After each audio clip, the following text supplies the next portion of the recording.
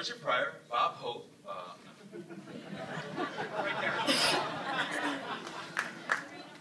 been hearing about his legacy, and I definitely would love to see it.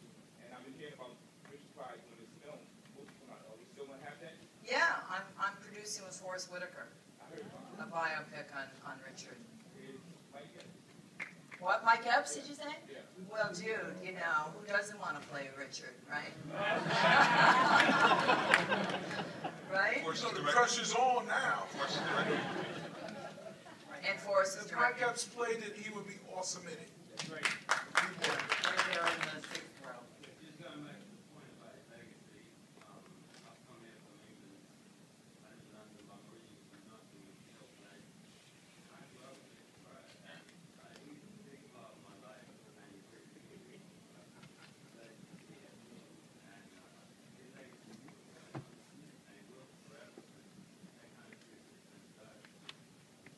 You know, growing up in that one kind there's a lot of people not being honest with us and telling us lies our whole life.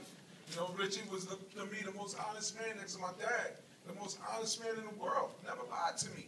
And refused to have me lie to him. Richard, let it be known. Even when he had his accident with the fire, he came back and talked about that. That's heavy duty. A heart attack was my favorite. Talked about that. He said, man, he said, hold up, man. So it's about to eat that pork.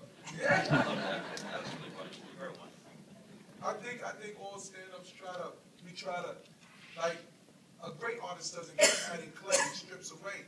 So he gets to the center, and when Richard left us, I think he was a shell of a man, because he gave us everything he had. He never held back.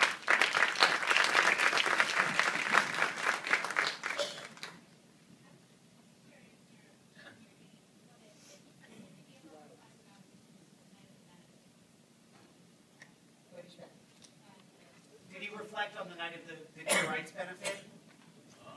Oh my God, if we had that. No. I mean, all we found was the audio, you know, which was Of the night. of the night. Yeah. Well, what was it like that night, Jay? Oh my God. I was working for him at the time. He was actually going out with Deborah, and subsequently married her. That whole period of time was amazing because he was doing the NBC variety show, then he walked off the NBC variety show, and in 1 week he walked off the show. He imploded at the Hollywood Bowl, and he married Deborah, and then he went to Peoria and had a heart attack there too. And I mean, 1 week in Richard's life was like 25 years of somebody living in Kansas, you know? Yeah, and it was, you know, he had some regret. I mean, of course, he didn't always love his behavior, you know. He said people, you know. It's like a testament to his funny, though. Yeah. And his talent, because, like, if that was one of those things, if somebody today was to do that, it's the end of their career. Yeah. It would be the end of your career. What do you think he was trying to say that night? He was furious. He saw some black people being mistreated down below, you know, in the green rooms and in the lockers, and he was furious. And he, you know, he had a little bit of liquor and a little coke, and he was not gonna. Truth came out. The truth came out. He said, "Fuck y'all." And yeah, It wasn't, you know, a little confusing about why he had that rage. Yeah. Well, okay, that's yeah. Well, there's some clarification there. yeah. I mean, it's when you make a documentary, which you'll soon find out. You know, you get what you get from people, and sometimes it just doesn't mesh together. And people told kind of different versions of that story, that nothing really worked.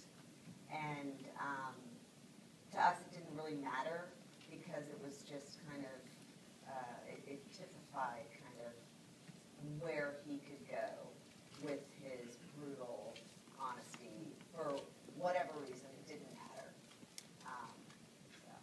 I would be interested to see him in these times, too. You know, because they say stand-up comedy is the only place in show business where there's, like, true justice. And I don't know if that's the same now. Because, like, it seems like stand-ups are being like held to the same standards as the President of the United States or a teacher. can't hold me to the same standards as Obama or a school teacher. I'm a comedian. Well, My job is to get on stage and It's actually a fair standard. not just offend them. I mean, if you don't offend somebody, you probably not that funny. Probably not that funny. No, but what's important is that that's the only place in show business where there's justice, where you can say, you know, where you could make people visualize it in your head, the injustices in the world. That's what his thing was about. It wasn't just about being funny. He was trying to make people maybe change somebody's mind or change somebody's heart or touch somebody's psyche. You know, that's what the joke that he said. Well, maybe if you see a nigga out there doing bad, you help him. Maybe. And that always intrigued me when he said maybe. What was he talking about, maybe? I think that he was simply, I think it was a figure of speech for you to maybe have a fucking change of mind, right? I mean, just give it a chance, give it a possibility. It don't take 1 million people to change the world. What it takes is one person with nothing to lose. He sacrificed, you know, for me to be here. So that's why I get angry when people want to come to a comedy show, and maybe everybody ain't there to laugh. Maybe some people are there to dig where you're coming from. Just to dig where you're coming from. Yeah. You know what I mean? And maybe you be hip. Some people study it. I see it all the time. And then there are the free thinkers. The person when the laughter dies out, and that one person, they're not laughing with everybody else. They're free thinking. I like free thinkers, man. We can't be robots, man. I think sometimes technology, man. Technology is like, I don't know, man. If you had to be Facebook or the internet and all that, I'd say imagination. I have imagination up on stage. I think do we have time for one more, or no? I think we're out of time. So. Yo, we sitting here, we was rapping, right?